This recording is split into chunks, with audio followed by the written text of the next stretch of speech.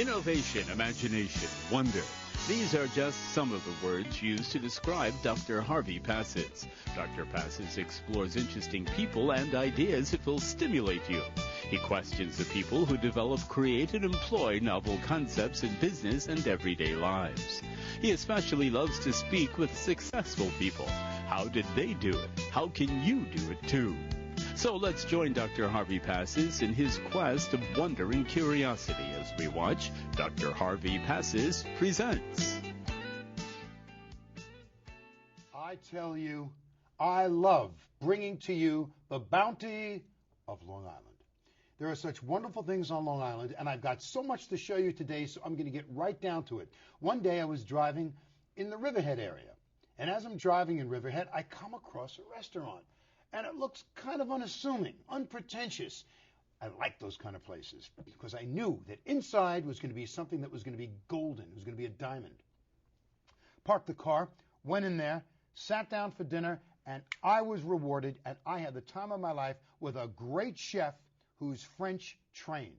And this gentleman you're going to meet today, and I pleaded with him, I cajoled him to say, come on down to the studio because I want to show your cooking to the rest of Long Island, and we're going to enjoy it with some good old Long Island wines, and we're going to talk about some great foods that come right up from our waters. First, David Girard.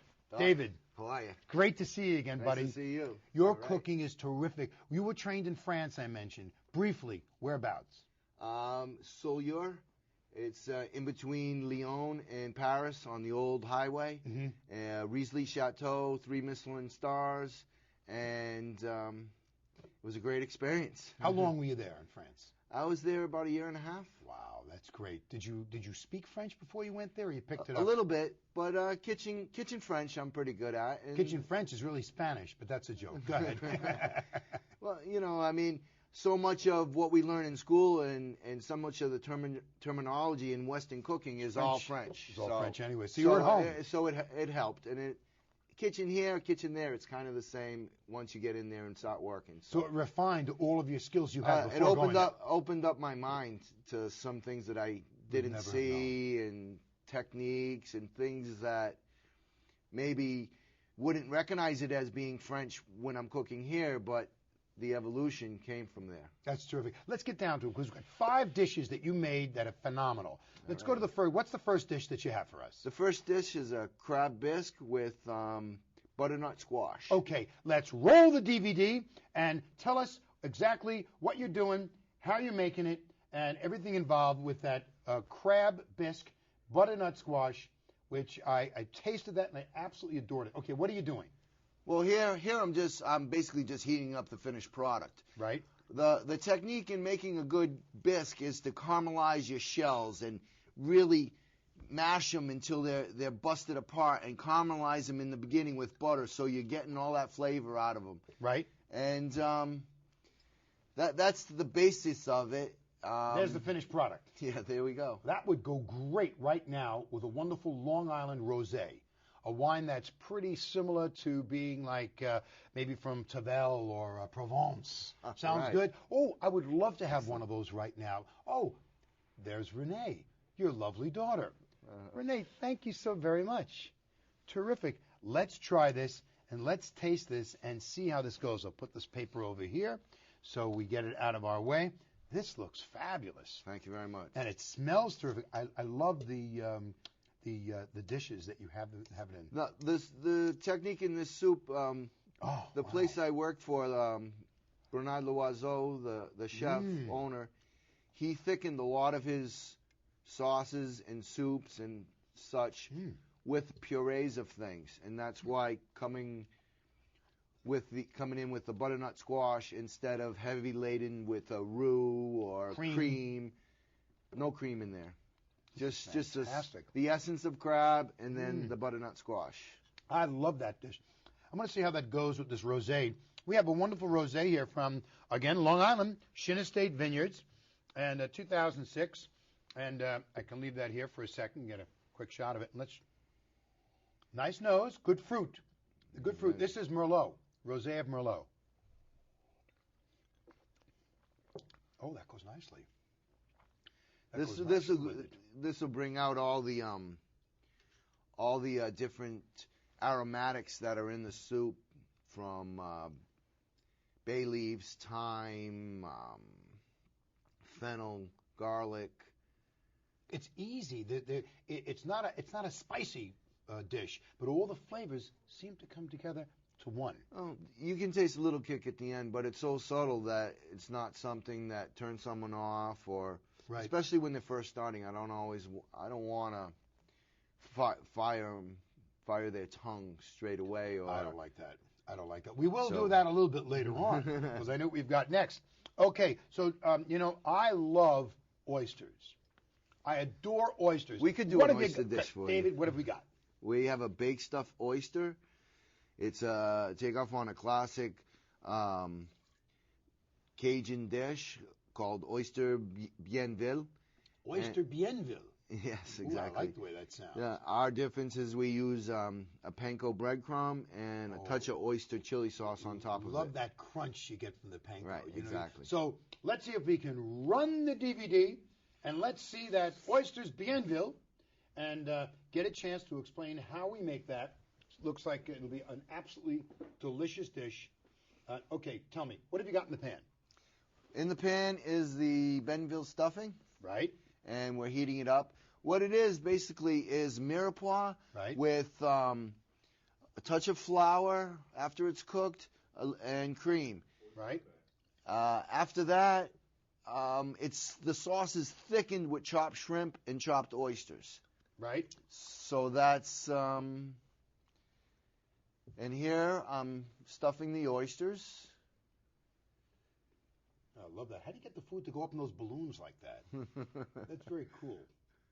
This dish was so incredible. Okay, so now you're putting the Yeah, oysters it's in. becoming one of our signature dishes. So the meat now, everything's been cooked up. So what kind of a sauce is that? This is an Chinese oyster sauce with chilies.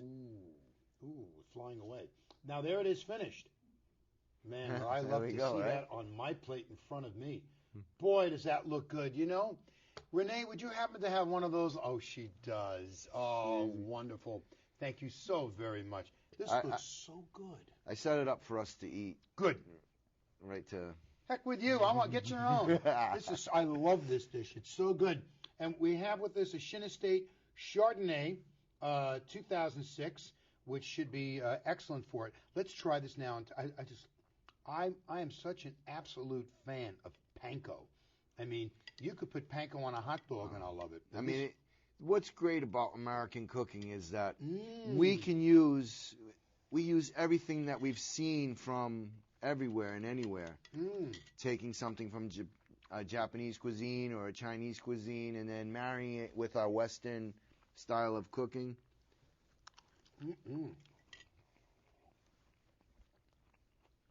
Try it with that wine. That's a little complex. Got a Wow. lot of different things going on. Wow. Good. Wow. The wine is terrific. I'll tell you what. I'm going to go back to eating this. You do the show. All right, very good. Oh, just fabulous. That is good. How do you Sometimes like I don't wine? get to sit down and enjoy my own food. I know that. I see you. You're always you're like on an assembly line there. You're just busy cooking, yelling cheeseburger, cheeseburger, cheeseburger. Oh, check this with it. Wow, is that amazing? Does it go nicely with it? Awesome. Yeah, it's got Very good. good bracing ability to stand up to the sauce. To the sauce, rather, not the source, but the sauce. Yeah, It's because the fabulous. sauce, you got the chilies, you got the salt from the oyster sauce. That's absolutely amazing. So the next dish you've got is a scallop dish? Yes. Tell me about the scallop dish. What do we have It's there? a wok-seared, we call it a wok-seared scallop, and with snow peas, tasso ham, and What's tomatoes. tasso ham? Tasso ham is New Orleans style ham. Spicy? A little bit spicy, little bit vinegar. Sounds good to me. Okay, let's roll the DVD and let's take a look and see this unbelievable scallop dish. I love this dish. This is a dish that's there's so much to it. Just a very complex dish. What are we doing here? Well, Well, those marshmallows? yeah, my big pillow-like sea scallops from out of Shinnecock. And Local, local. Everything on the table today is local. Sauteing What we're doing is caramelizing those scallops. You want to get a little brown, not black, brown color on it. Right. And that's going to give you so much flavor, not only just when you eat the scallop, but the sauce is going to have a tremendous amount of flavor. Right. I'm adding my tasso and then the other vegetables. The I like tasso the way you being toss everything, by the way. well, Tasso guy, what do you say about pretty much any chef can do that. That's I just can't do that. everyday thing. Crisping up the tasso a little before you add the other vegetables helps to bring out that flavor, bring out that spiciness, bring out the everything that the tasso has, Right. Now you're and serving it kind of changes the sauce. What a colorful looking dish. I deglaze with white wine, and standard white wine will be fine, and finish with a little whole butter. Oh, man. That dish is great. Renee, please, I can't take it anymore. You must bring me one of those scallop dishes. Oh, thank you, Thanks, dearest. sweetheart. Oh, wow. This looks great. And again, I like you serving them like this on these metal pans. They're Well, great. We took over a retail market, and it had a small kitchen and 3 booths. And when we renovated, we were trying to think what to use for our plate style, and we knew sometimes in fish markets they weigh their fish on plates like that and stuff like that, and More casual. And the restaurant definitely is casual, noisy. I mean, because we have the kitchen. The kitchen's right in the dining room, so You can see it. yeah, so you can see us cooking and yelling and screaming and talking and. Oh, wow. Wait until you try this with the Borghese Sauvignon Blanc. Try this. Watch what happens. Watch how the food, a whole dimension changes. Tell me this, executive chef. Watch this.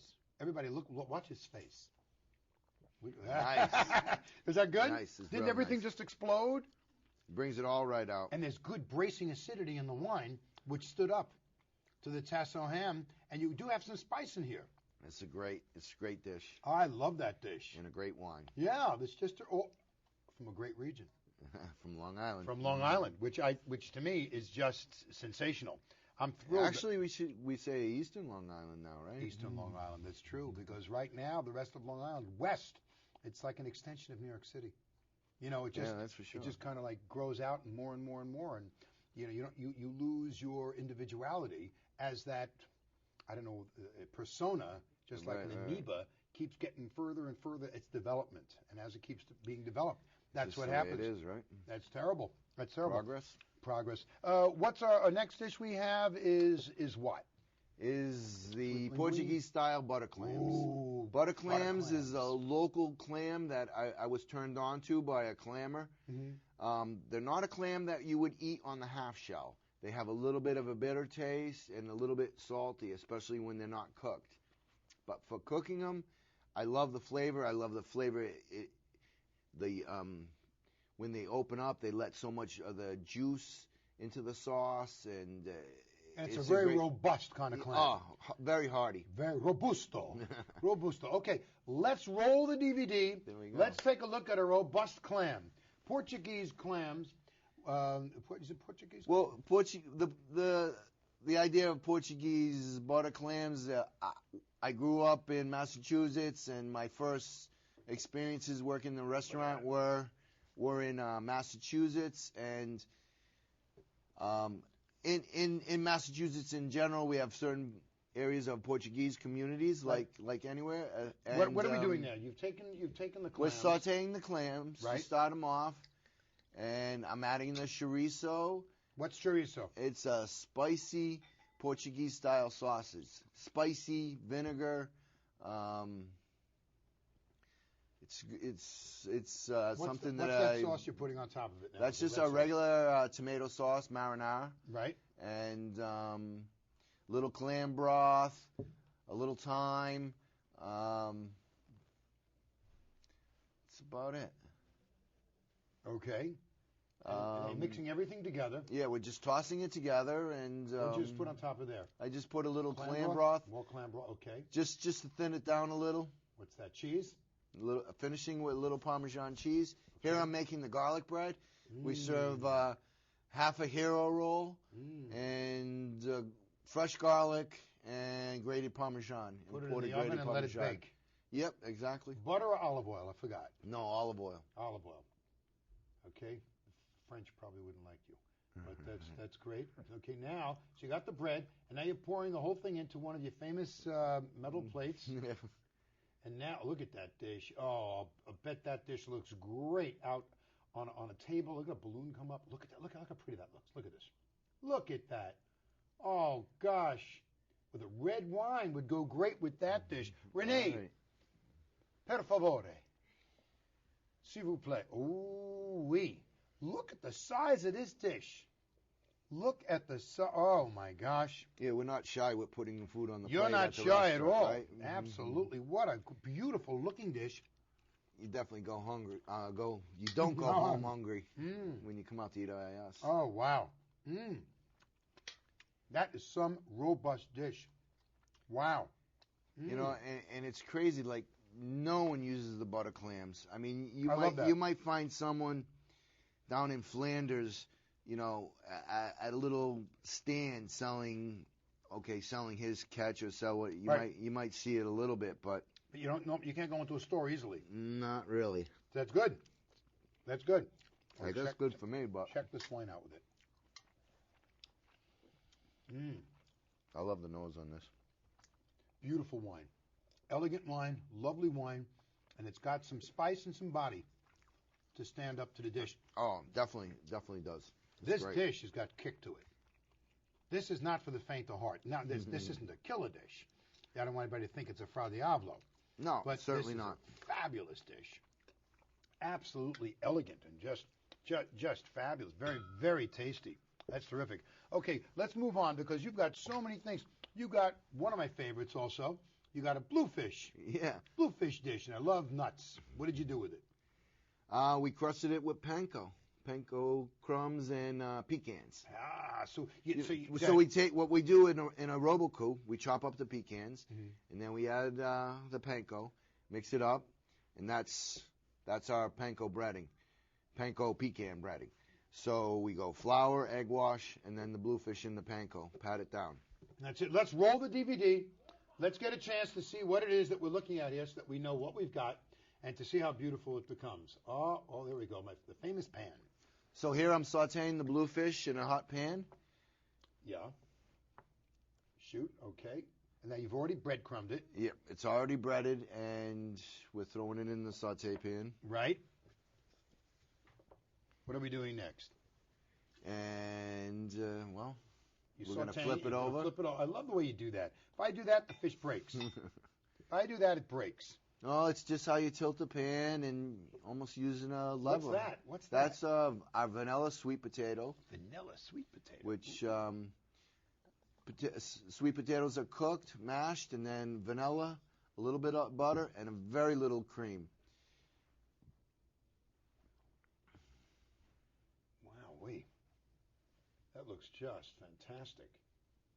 Oh, so now we're letting the butter melt? What did you just pour in there?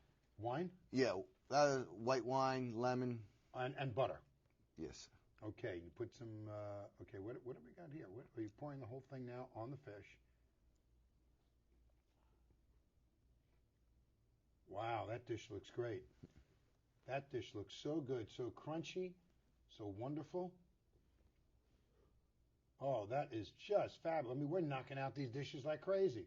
That looks so terrific. I'll tell you something. Right. That looks so good. I got to ask you, before we taste that dish, did you come up with all these recipes yourself? I mean, or is this... No, certainly not. I mean, everything comes from something else.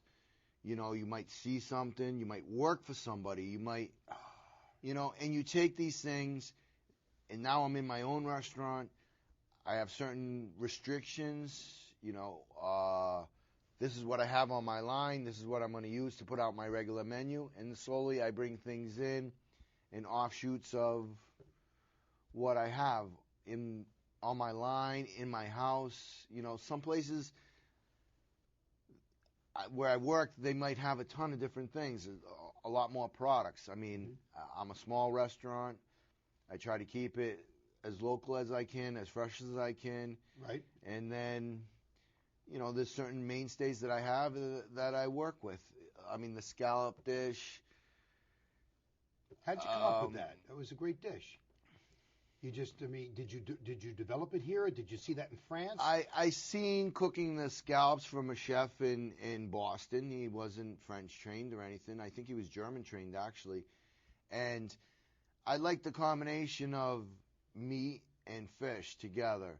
And I think the first time I did it, spice. Right. I think the first time I did the dish, I did it with Capicola ham because I was in Boston and I was working in the North End when I first started doing it. And that's what they had. And you know, snow peas. It was the early '80s, and we were just everybody was talking about new American cuisine and all these different chefs that maybe had worked on the French trained people and whatnot, and now we're kind of trying to find out what it is we're making in America now, as opposed to in the, you know, people were kind of thinking, you know, hot dogs and hamburgers is pretty much all we could do here. Right. You know, especially in the 70s. I mean, the 70s was all about Nouvelle Cuisine and the different French chefs. I mean, Paul Bocuse was on the cover of Time magazine in 1975, you know. So the 70s was definitely the French reign in America. Right. And then in the 80s, we started to come into our own. Yeah, I'm sure there's so many chefs, all of them, you know.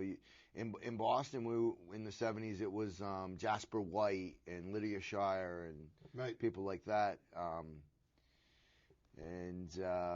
So today, when you want to look for a dish, I mean, are you satisfied with what you have, or you're always looking? Always looking, always improving. I mean, like the butter clams. Yeah, I seen using clams with the chorizo sausage before, but I said, why not putting some linguine and making it? It changes the dimension of it. Exactly. I mean, it totally changes. The linguine carries the flavor with it beautifully, and it adds a certain kind of texture, mouthfeel, which is absolutely wonderful. I mean, if a old time clammer didn't say to me, David, try these clams, you would know. No, I wouldn't. You know, but he came to me. The price was more than right. Right. And I said, you know, if it doesn't work, I didn't waste anything. Right. So. But it worked. Let's do it. Let's get that dish. Renee, could I trouble you for that dish? This is the bluefish, and part of it's beautiful. Trying to tackle bluefish is something. You need a big hook. right. But for most people, everybody's bluefish is so fishy. With the pecans and the panko, it takes away from that fishiness. Mm-hmm. And the sweet potato. You are so right. It's not There's fishy, no right? Fishy. No. All you have is fish. You don't have fishy. I mean, unbelievable. I think bluefish is an underused fish for us, and that's because people don't know how to use it. Right, exactly. That's the problem.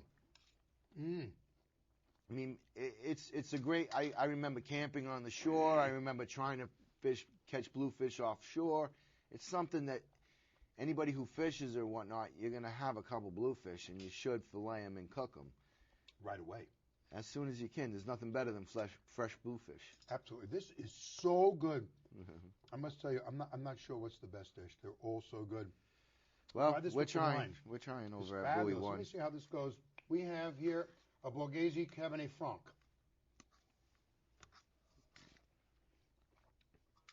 Oh, we just married the wines perfect. Wait until you taste this with the fruit of this wine. Because this dish needs fruit. And you get it. It needs some sweetness and some fruit, and you get it. Certainly you have it in the sweet potatoes. How does that go with it? Awesome.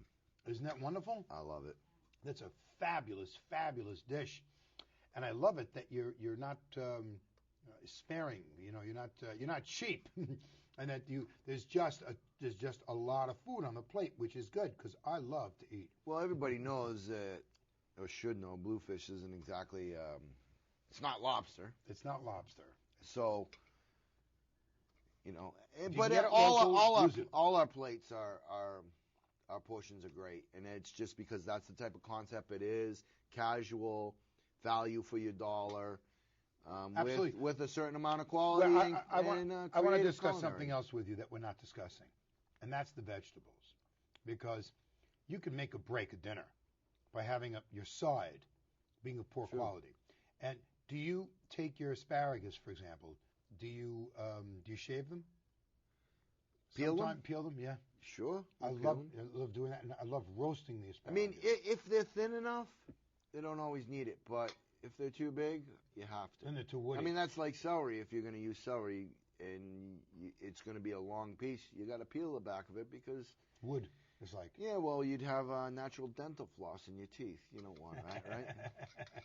You know, as far as the dentist, that'd be wonderful if you'd eat and floss at the same time. I'm very happy to see that. So don't peel your celery. That'll be there your you go. Don't recommendation. As you eat your floss.